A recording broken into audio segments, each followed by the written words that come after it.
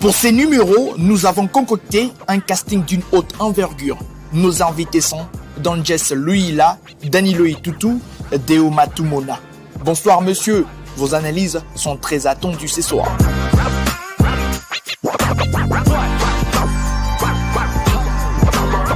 Installé depuis un an par la Fédération internationale de football association, le comité de normalisation avait pour mission de redorer l'image du football congolais en modifiant les statuts de la FECOFA et organiser des élections fiables et transparentes dans les différentes couches.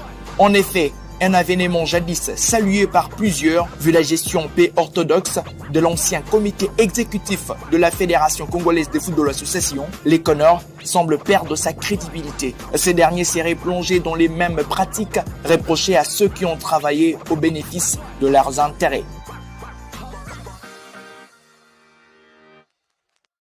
Alors merci messieurs de répondre positivement à cette invitation. On va aller certainement dans les sens de cette question posée, indiquée dans cette thématique. On va d'ailleurs ouvrir le bal avec ça.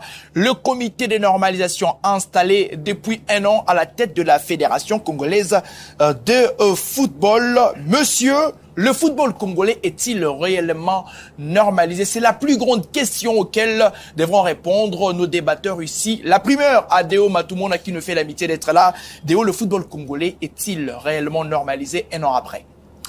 Bon, le dire de manière directe, ça va être un peu compliqué parce que je pense que nous sommes dans une exception au lieu d'être dans la règle normale.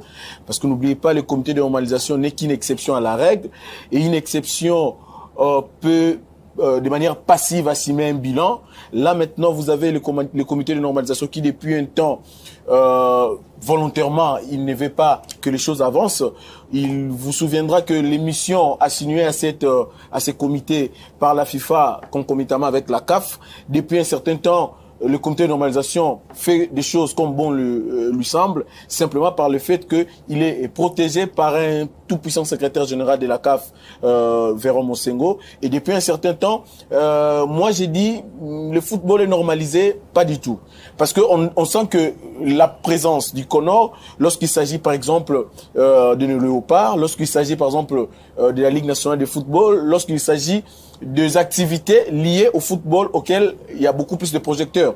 Mais quand vous allez par exemple dans les différentes ligues, dans les différentes je vais dire attentes, divisions, on ne sent pas la présence du Conor par le simple fait que le Conor veut encore perdurer dans ses missions, dans cette mission pour se faire de l'argent. Il veut vraiment se remplir les poches. Alors j'estime que voilà, les missions assignées à ces comités n'ont pas été totalement remplies.